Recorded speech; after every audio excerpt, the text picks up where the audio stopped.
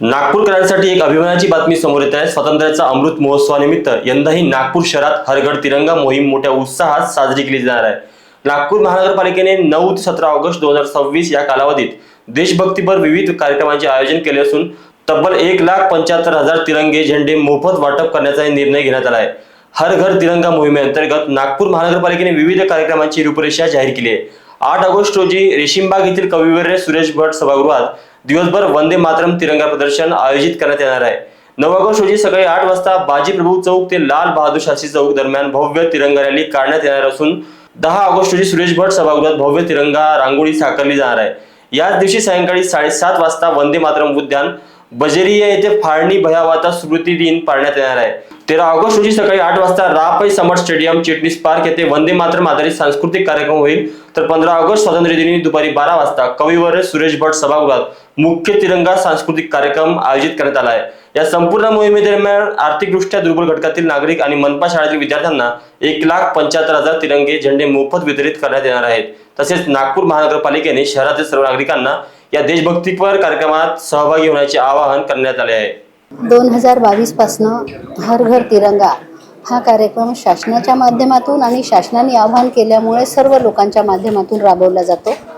त्या संदर्भातच महानगरपालिकेने घेतलेला निर्णय तुम्हाला सांगण्यासाठी म्हणून आपल्या सर्वांना निमंत्रित केलं। प्रेसला माननीय बाल्याभाऊ बोरकर, शिवानीताई, लीलाताई, मंगलाताई हे सगळे आहेत।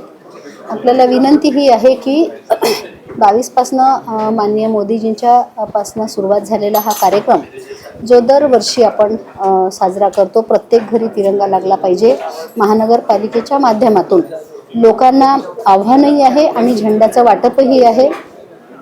1,75,000 झेंडे यावेळी आपण महानगरपालिकेच्या माध्यमातून वाटतोय। इतरही काही सेवा संस्था यांच्याही माध्यमातून काही ठिकाणी झेंड्यांचं वाटप होणार आहे आणि हे झेंडे जे आहे हे 15 तारखेला प्रत्येक घरी असले पाहिजे।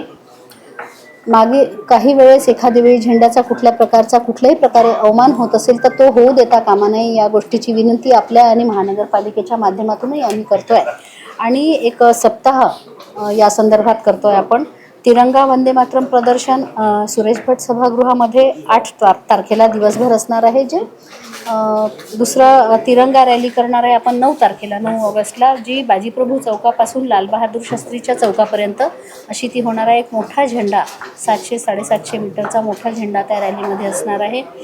मोठ्या आकाराची तिरंग्याची रांगोळी कविवर्य सुरेश भट सभागृहामध्येच आपण चित्रित करणार आहे। 14 ऑगस्टला संध्याकाळी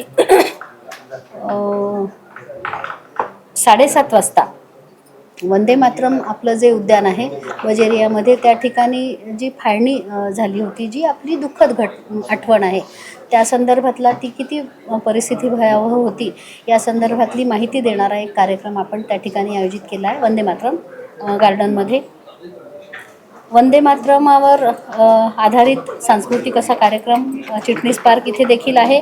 तो 13 ऑगस्टला आहे सकाळी 8 वाजता आणि तिरंगा सांस्कृतिक कार्यक्रम 15 ऑगस्टला दुपारी 12 वाजता कविवर्य सुरेश भट सभागृहामध्ये आपण घेणार आहे। अशा प्रकारे एक सप्ताहभर आपण तिरंग्याची आपली आठवण, तिरंग्याचा मान सन्मान हा वाढण्यासाठी आणि सर्वांच्या मनात त्याच्याविषयीची देशभक्तीची भावना जी आहेच ती अधिक जाज्वल्य आणि प्रज्वलित व्हावी यासाठी या सगळ्या कार्यक्रमाचं आयोजन नागपूर महानगरपालिकेने केलं आहे।